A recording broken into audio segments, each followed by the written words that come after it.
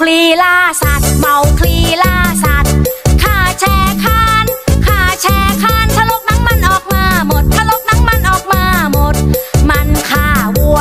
มันฆ่าควายเมาคลีล่าสัตว์เมาคลีล่าสัตว์ข้าแช่คานข้าแช่คานทะลกหนังมันออกมาหมดทะลกหนังมันออกมาหมด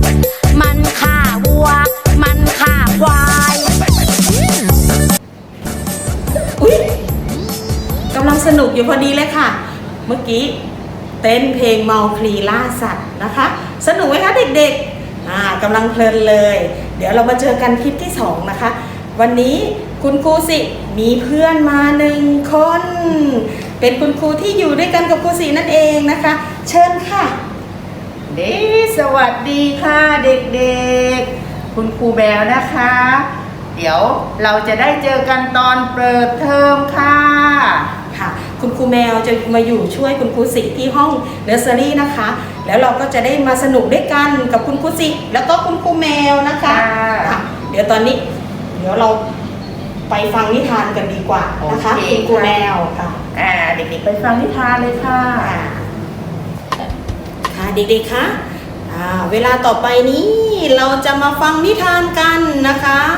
วันนี้นิทานที่คุณครูสินำมาเล่าให้เด็กๆฟังเป็นเรื่องราวเกี่ยวกับเจ้าสัตว์ที่อาศัยอยู่ในป่านะคะเมื่อวานเราคุยเรื่อง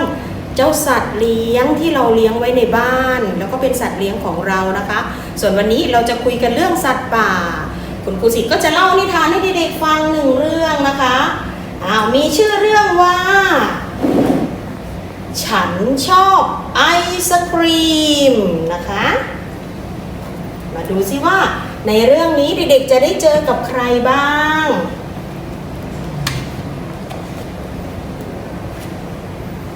ฉันชอบกินไอศกรีมเพื่อนๆของฉันก็ชอบกินไอศกรีมเป็นเรื่องของเจ้านกฮูกกับเพื่อนๆนะคะเพื่อนนกฮูกมีเยอะแยะมากมายไปหมดเลยทายสิว่าสิงโตชอบกินไอศกรีมรสอะไรเอ่ยหวานหอมอร่อยลิ้นเย็นจังเลยกินแล้วชื่นใจเจ้าสิงโตชอบกินไอศกรีมรสอะไรเอ่ยรสอะไรคะรสสตรอเบอรี่นั่นเอง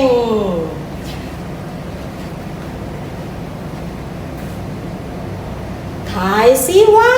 จระเข้ชอบกินไอศกรีมรสอะไรเอ่ยหอมหวานเย็นลิ้นกินแล้วชื่นใจไอศกรีมรสอะไรเอ่ยที่เจ้าจระเข้ชอบกินแวบรสอะไรคะรสส้มนั่นเองทายสิว่ายีราฟชอบกินไอศกรีมรสอะไรเอ่ยหอมหวานเย็นลิ้นกินแล้วชื่นใจไอศกรีมรสที่เจ้ายีราฟชอบนั่นก็คือรสแตงโมนั่นเองงอมทายสิว่าฮิปโปชอบกินไอศกรีมรสอะไรเอ่ยหอมหวานเย็นลิ้นกินแล้วชื่นใจงอมไอศกรีมรสอะไรเอ่ยที่ฮิปโปชอบมันคือรสอะไรคะรสมะม่วงนั่นเอง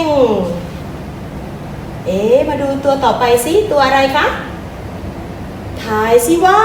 หมาจิ้งจอกชอบกินไอศกรีมรสอะไรเอ่ยหอมหวานเย็นลิ้น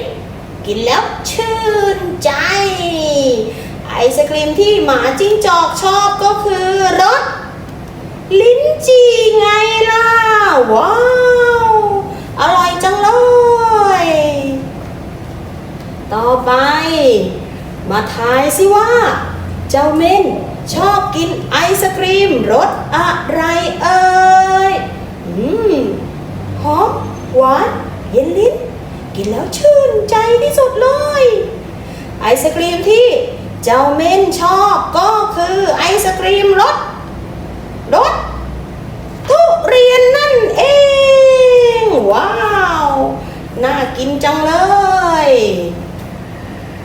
ทายสิว่ากอริลลาชอบกินไอศกรีมรสอะไรเอ่ยหอมหวานเย็นลิ้นกินแล้วชื่นใจไอศกรีมที่กอริลลาชอบก็คือรสกล้วยนั่นเองว้าวน่ากินจังเลยมาทายสิว่าเจ้าช้างชอบกินไอศกรีมรสอะไรเอ่ยหอมหวานเย็นลิ้นกินแล้วชื่นใจเปรี้ยงมาดูสิว่าไอศกรีมที่เจ้าช้างชอบก็คือไอศกรีมรสสับปะรดนั่นเองโหน่าทานจังเลยทายสิว่าฉันชอบกินไอศกรีมรสอะไรเอ่ยโอ้โหเจ้านกฮูกชอบกินไอศกรีมทุกรสเลยที่เพื่อนกินมีรสอะไรบ้างคะมีรสอะไรบ้างคะเด็กๆไอศกรีมที่เจ้าสัตว์ทั้งหลายชอบกินมีสตรอเบอรี่อะไรอีกคะมะม่วงทุเรียนมีอะไรอีกนะลิ้นจี่อะไรอีกนะช่วยคุณครูคิดหน่อยสิมีสับปะรดมีส้มแล้วก็มีกล้วยใช่ไหมคะเอาละค่ะนิทานก็จบลงไปแล้วเป็นไอศกรีมที่น่ากินทั้งนั้นเลยนะคะคุณครูสิมีสัตว์มาฝากเด็กๆด้วยนะคะนอกเหนือจากเจ้าสัตว์ที่อยู่ในนิทานเล่มนี้นะคะคุณครูสิก็จะมีสัตว์มาฝากเด็กๆด้วยเอาเด็กๆมาดูกันตัวแรกเลยคือตัวอะไรนะแว๊บตัวอะไรคะเด็กๆนี่คือเจ้าสิงโตเป็นเจ้าป่านะคะเป็นสัตว์ที่อยู่ในป่าฝากสิงโตไว้ตรงนี้ก่อนมีสิงโตแล้วตัวต่อไปเพื่อนของสิงโต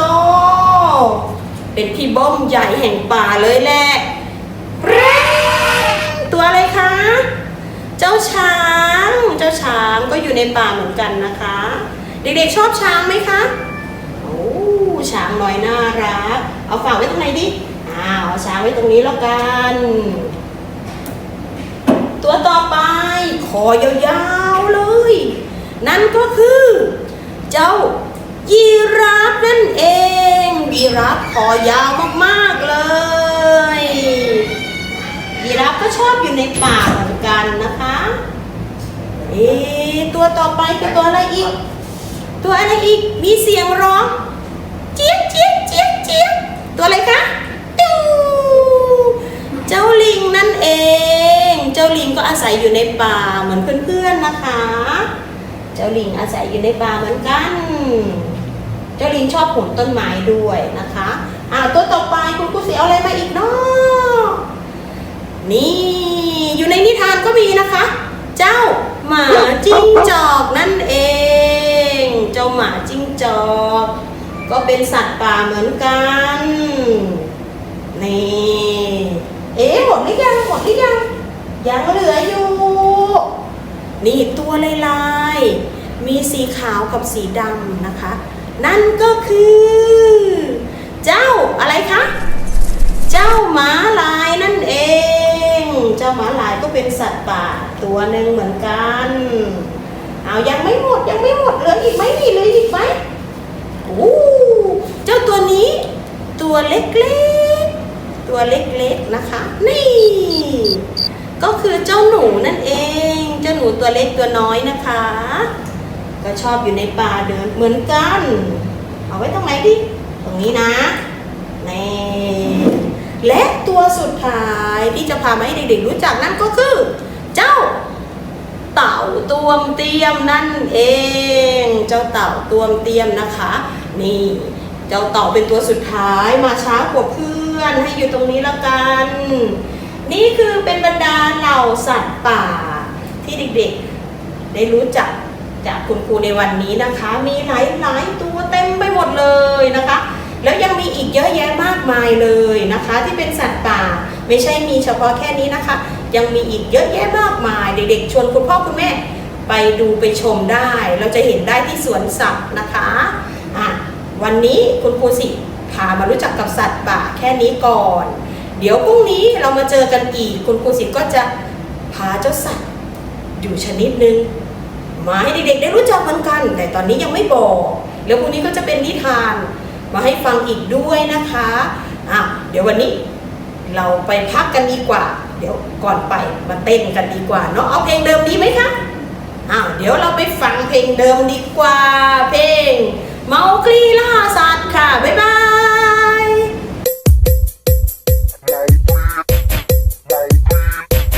เมาคลีล่าสัตว์เมาคลีล่าสัตว์ข้าแชร์